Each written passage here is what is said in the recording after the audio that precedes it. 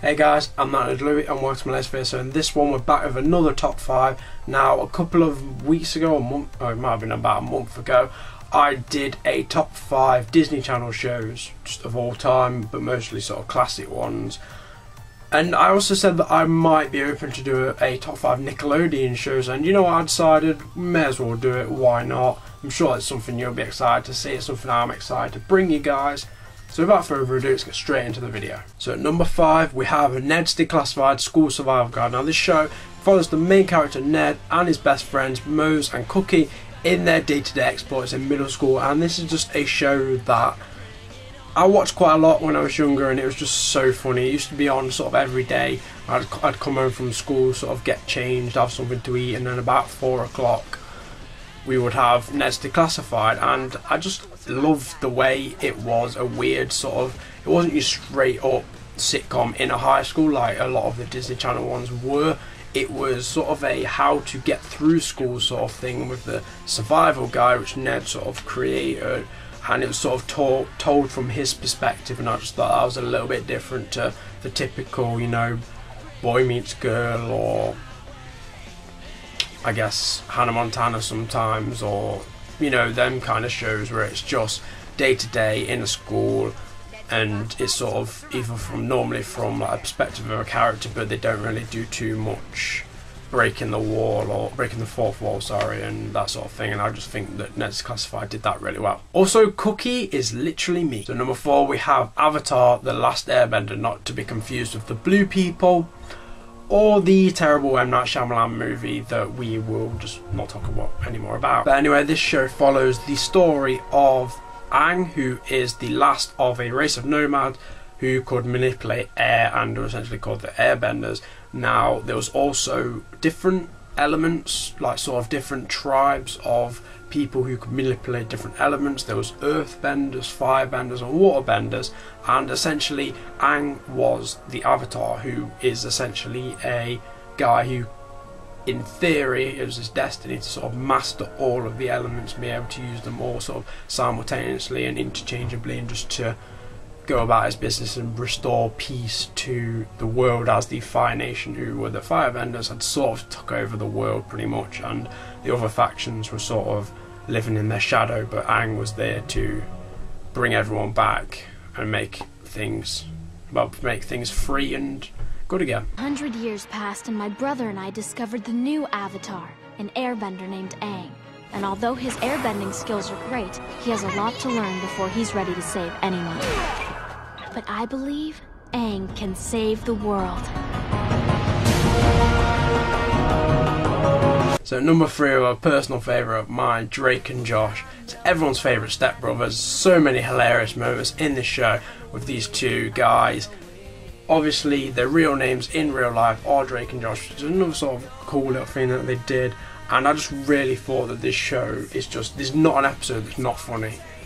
Like with some shows now, with the likes of, you know, Family Guy and American Dad, maybe Futurama, Simpsons, some of the episodes aren't really that funny.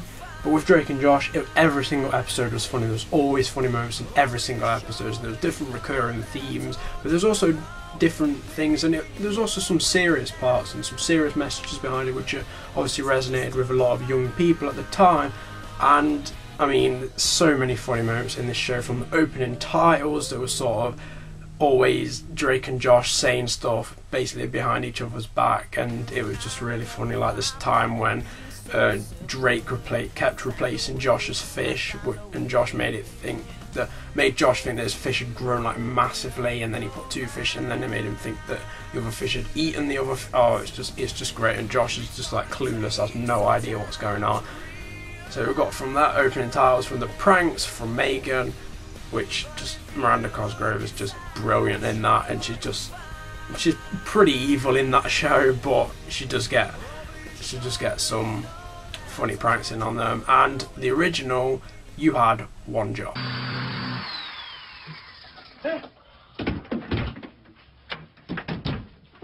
Solid. Yeah, well, 5-inch titanium screws. Excellent.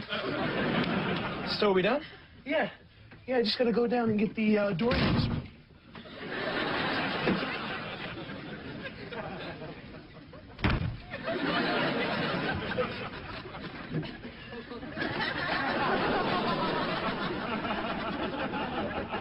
Drake? What? Where's the door hole? Goes right there. See, I drew it with a magic marker. You were supposed to cut it out with the power saw. Dude, I'm gonna. Oh, really? Yes. So go get the power saw. Okay, I will.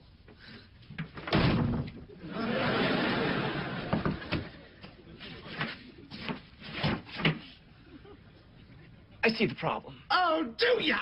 So now for the penultimate one, we have Fairly Odd Parents, and basically 10-year-old Timmy Turner's miserable life has changed forever and is given the gift of fairy godparents, granting him unlimited wishes within reason, although none of his wishes seem to really end well. And his fairy godparents, well, his fairy godmother Wanda was alright, but his fairy godfather Cosmo, yeah, it's just Cosmo basically. But what I particularly love about this show is the mass of comic book references within the episodes that involve the Crimson Chin, which was essentially a comic book superhero that Timmy Turner read, and he would often wish for him to sort of be real, or wish for him to be able to go inside the comic book and that sort of thing. It just brought some really, really funny moments. But a particular favourite character of mine from those sort of episodes is Catman, voiced by the amazing Adam West.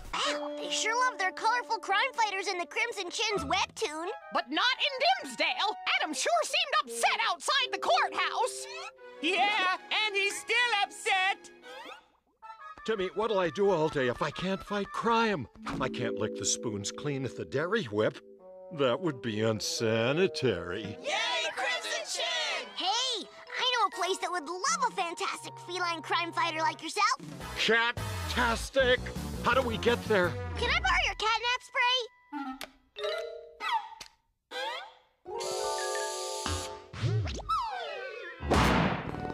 I wish we were in the Crimson Chin's webtoon.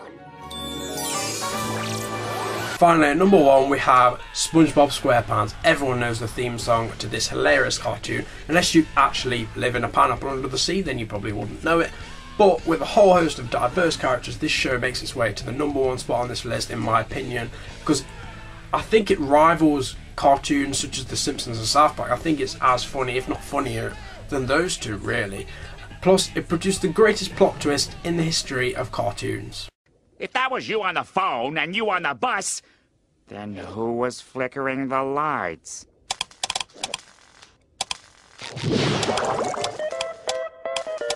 Nosferatu!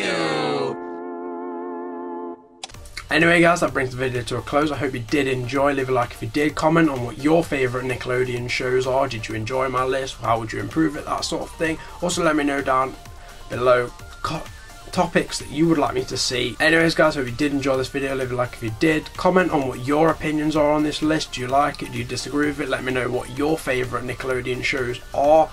Also let me know down below any ideas for topics you'd like me to cover in a future top 5 video, because I always listen to my viewers and I value what your opinions are. Subscribe if you enjoy my content in general. I do daily vlogs every single day, so keep checking my channel and I'll see you next time guys.